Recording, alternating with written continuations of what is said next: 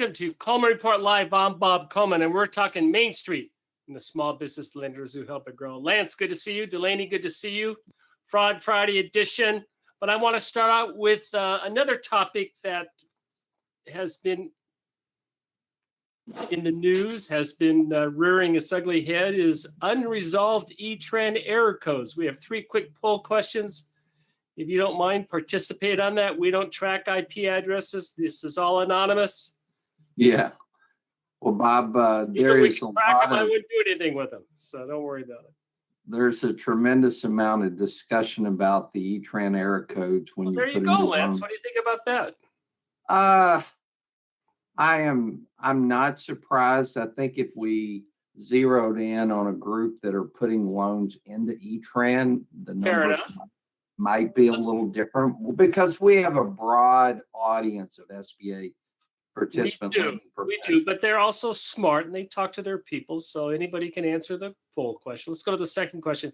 This came up on a notice this week. SBA came out with a new email that said if you have an unresolved 4363, send it to this email address. Lance, define 4363. What does that mean? That is a loan where your borrower or guarantors have had a previous issue with an SBA loan, whether it be a SBA 7A loan, a PPP loan, an EIDL loan. 1 in 5. Yeah. The better poll question, Bob, is do you ever receive a hold or an error code that you have no idea what it is? That would probably be very good. Should have talked to you beforehand, but let's go to the third poll question, which is give them a grade. I think this is probably, I think it's going to probably fall in the middle, probably around a C. You know, I think long term, this is an excellent solution to eligibility, but they're just working out the kinks in the system right now, i.e. the release of the 4363. Oh, Lance, you are, look at that. Lance called it. Lance called it. I'm not surprised, Bob, but give it 6 months and you might see that grade improve. Well, I hope it increases. Improve to at least a B. But 1 in 10 are completely upset with the system. Put it 3 in 10. I would say 3 in 10 are not happy at all. I would say 2 in 10 are happy, and no one says it exceeds expectations. No one says it meets. I guess some people say it meets expectations. Anyway, go ahead, Lance. One thing I would share with the audience, of course, part of these error codes, SBA is making the decision on eligibility on the borrowers and the guarantors, and they clearly state that if you have a guarantee purchase, that they're not going to penalize the bank on a guarantee purchase, i.e. a repair or denial based on eligibility of the borrowers and the guarantors. So how would you feel if you processed a PLP loan and didn't know they had defaulted on a PPP loan, SBA system didn't catch it, and down the road you had a guarantee purchase and SBA said, oh, they were never eligible to begin with. So it has great intentions. Thank you, SBA. The intentions are very good, but it's like a new car that just came off the assembly line. It's got a few problems that have to be ironed out. Very good. Lance, the other, very quickly, Lance, since you brought this subject up, what do you do when you get an error code that you don't know what to do with, that you don't know what it is? What do you do, Lance? I have had 3 requests this week from participant lenders for me to send them a list of error codes. And I sent them the list that I have, Bob, and we are seeing some error codes that are not found on that list. So 7A questions, but Bob, I'm going to default back to an answer I give people all the time. Communicate with your local district office. Excellent. Say, we've got this error code. We have no idea what it is. Please help us, because SBA's email boxes, they're great. They respond to you. But if you've got a person on the inside working to help you solve the issue, it helps.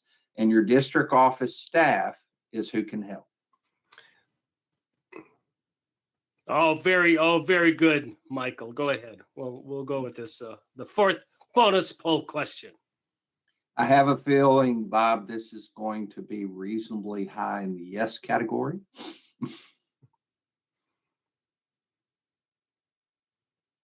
Oh, Actually, surprising. half and half. Okay, very good. Thank you very much. Lance, the other big news is SBA has announced a new SOP, the 5010 7.1 technical corrections. There will be a call on Tuesday. We will cover that. Delaney will cover that, and she will talk about that on Wednesday, Thursday, and Friday. So, technical, we'll see what they say. Lance, give your prognostication. I do believe that what this is going to be is incorporating the proposed technical changes that we heard about a while back into the SOP. I don't expect anything just earth-shattering, but I do expect, for instance, the construction provisions that were completely taken out of the SOP. I do expect to see them come back. So I'm going to hold you. I think it's just going to incorporate the technical updates. Delaney, Fraud Friday, what are our friends doing in Broward County, Florida? I will hopefully try to keep up with this every week as more information comes out. But this week, yesterday actually, 5 of them were arraigned in court, those being Deputy Alexandra Acosta, Marcus Powell, Deputy Alan Dorville, Ancy Moranci, and Carolyn Wade. And they're all deputies. Yeah, they're all deputies, Yes. correct? Actually, of the 17, what I believe 15 are deputies and 2 are sergeants, correct? I believe so. For 2 of them, they don't have deputy in front of the name. So I'm not going to promise for sure that they're deputies, but they all decided to enter not guilty pleas, and they will be going to trial. Actually, I have a quick comment on this case. Again, I applaud the sheriff for handling this the way he has, but, and you guys may laugh at me when I say this, but how many attorneys are going to grab onto this for their client who got a DWI by one of these deputies? I mean, how many times do you think this might come up in non-related issues? And it may not, I may be totally off base, but you know how litigation is and courts are nowadays. Will this come up in other areas? Who knows? Who knows? Well, Delaney, you're going to be following this story. So we do know there's a lot more to it. Specifically, there will be more indictments because they hit all the deputies, all the badged officers first. They're going to be what they call civilians who work in the department. There were 100 that were targeted for investigation. One has been exonerated. He had a legitimate PPP loan, had a legitimate business, and good for the sheriff's department for doing the homework and not sweeping everyone up in the net. So we will be following this closely. This one caught my eye also. What did Mr. Seri do? Yeah, this one's a little bit of an international case. I have to say, I guess if I was going to commit fraud, purchasing a restaurant in Egypt would be kind of a fun idea. Ahmed pleaded guilty to conspiracy to commit wire fraud. He was involved in the submission of $18 million in PPP and EIDL applications. Not all of those were for him. He himself did receive about $1 million, and that is what he used to go on trips to Dubai and Egypt, to stay at luxury hotels and open a beachfront restaurant. But kind of the bigger portion of this case, him and some co-conspirators were helping other borrowers with PPP and EIDL loan applications. Your typical inflated numbers, all of the common words. Most of these businesses did not exist, and for each loan that was funded, they would be receiving a kickback of 20% to 30% of the loan. So there was 142 applications in total, 85 were PPP and 57 were EIDL. Wow. So Lance, my defense is, hey, this guy said I can get a loan, I give him 20% of the proceeds, but I got my loan, I didn't do anything wrong, right, Lance? Well, there are probably some, and Bob, there are probably some legitimate borrowers on the other side of this who paid them 20% to help them get All right. a loan. I would, Bob, you can't make assumptions in PPP fraud, because there potentially could be legitimate small businesses on the other side.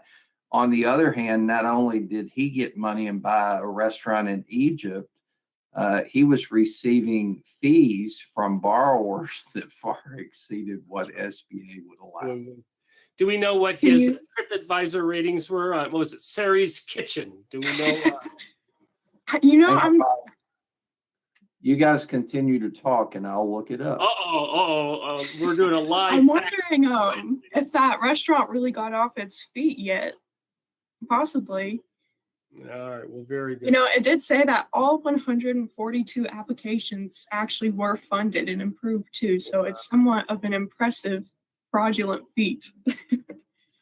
What did Mr. Kohler do? I was looking forward to seeing this. I've covered this 2 times before, and 17 years is quite the sentence there. Yes.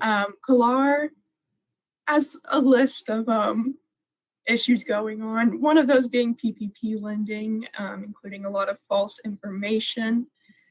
But beyond that, he was running a residential in custody, non-residential reentry center, where he was getting people to essentially fraudulently refer individuals to come there using false letters, false fire inspections, all sorts of false information. And then once he got caught up with the PPP and that issue, he was convicted of obstruction and witness tampering.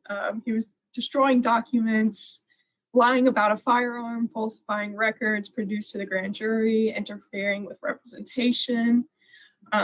He even coached a witness to falsely state information and was concealing the witness in hotels. So 17 years adds up. Okay, I when I first saw the sentence, I thought it was perhaps excessive. But first of all, that business is needed very much in our society. Residential reentries for people coming out of jail, and usually the people who do that are doing God's work, and they need that is needed. But this gentleman, obviously, with his litany of everything he did, good for the feds to put him away for that long, Lance. This just in, guys, Sari's does not have a TripAdvisor rating. However, in trying to find it, there are Sari's restaurants in Cambodia. Also, all right, we're going to move on. Lance, not only are you off script, you're off the geographical, you're almost off the map. I'm out of the country. And I believe you have one more for us, Delaney. Go ahead. I do. This was a bit of a mixed bag as well. We had 4 different individuals who were convicted. They also attempted to obtain $9.5 million in EIDL and PPP loans. They were each filing these applications. They only received, I believe, about $775,000, and maybe I shouldn't have said only received. That's still a big amount. They also were taking advantage of unemployment insurance. They received about $80,000 actually. Some of them were in the state of Wisconsin, which was where this case was working out, and some of them were in Georgia, Illinois, and California. Lastly, they were taking advantage of the Wisconsin Department of Motor Vehicles as well. And Bob, I know you always look forward to it. I actually do have some cars here. Let's see. 2 big ones being a Maserati and a Porsche. Oh, nice. Year, model, color. No information. No. Okay. All right. I'm just curious. These guys must be incredibly resourceful, because the last part of the story is they figured out how to remove the liens from the vehicles.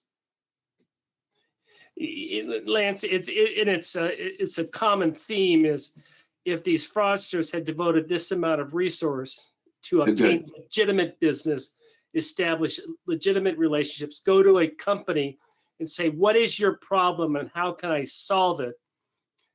That company will pay them good money to solve for a product. And Oh, there's no doubt about it, Bob. If the fraudsters had spent as much time doing good small business things as opposed to committing fraud, they would have probably accomplished incredible things. And my take is every time I hear these stories, my attitude is good. Let's root them out. Let's throw the book at them, and good for them. Lance, where are we on servicing liquidation? Guys, we are re-recording the SBA loan servicing certification course. I would have to default to Mike. I think we finished through week 5 yesterday. We've got 6 and 7 that we're going to do later today, and we'll complete it with 8 on Monday, and we'll be completely finished updating it for the 50-57-3. And we have started, and I'm redoing the underwriting course. We have completed week 1, and we're putting all our students, encouraging them to take this. So I know we have a new class coming on. All I know is I'm meeting them at 10:30 on 10:30 for a meet and greet. So that's pretty simple for me to remember. So we'll look forward to being that. And we'll be filming week 2 and 3 next week and getting that out. Both Lance and I love doing this. And actually, absolutely, with the technology that's now available, we're getting better and better on putting content together for adults for them to become experts in this subject matter. So that is exciting. Well, very good. Well, thank you all for joining us today for Coleman Report Live and for supporting America's Main Street, one entrepreneur at a time. Have a nice good week. week.